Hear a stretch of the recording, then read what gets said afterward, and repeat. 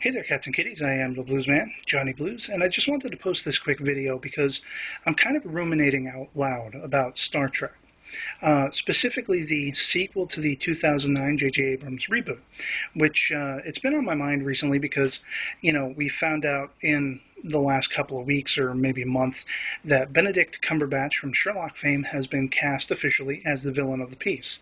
Now, over the last maybe year, we've all been wondering, is Khan going to be the villain? Certainly some of the actors they were looking at for the role, being of Latin descent like Benicio del Toro, they lended some credence to that speculation. And but with Cumberbatch, one of the more sort of exciting ideas is that the villain could actually be Gary Mitchell, who, for those that are unaware, goes back to the second filmed pilot of the original series of Star Trek when William Shatner was brought in to take over as the captain of the Enterprise, basically. Jeffrey Hunter, who had played Captain Pike in the original pilot, wasn't going to return, and added also to the story was his first officer of the Enterprise, which was his best friend in the Academy, Gary Mitchell.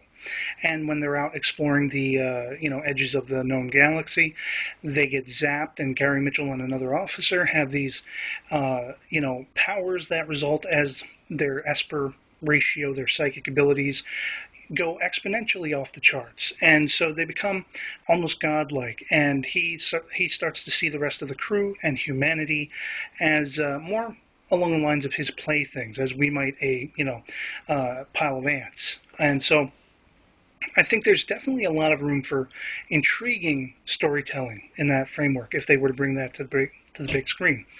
But it does have me wondering, maybe our concern shouldn't have been so much who the villain is going to be, but how many more times are we going to chiefly have a villain? How many more times are we going to have that story trope be basically what we're going to see on the big screen?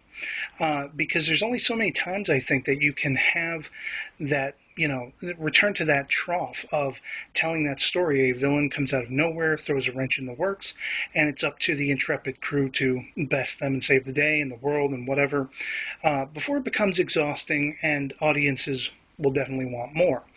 And so, when you look at Star Trek on TV, just like Doctor Who, there's much more room for exploring story styles and story aspects, science fiction concepts, and things like that, as well as fantasy. But I think when you're just putting out a film every few years, you're lucky if you can really tell something different and have audiences come in and appreciate it.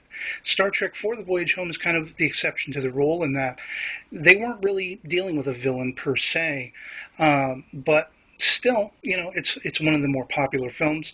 And I just wonder, with the way cinema is today, can we have an artful, deep, pathos-laden story and have it be a Star Trek film? Does it necessarily have to be an action piece where there is a villain, like all too many Bond films?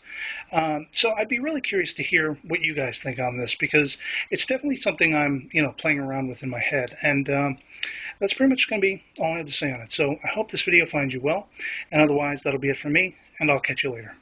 Peace.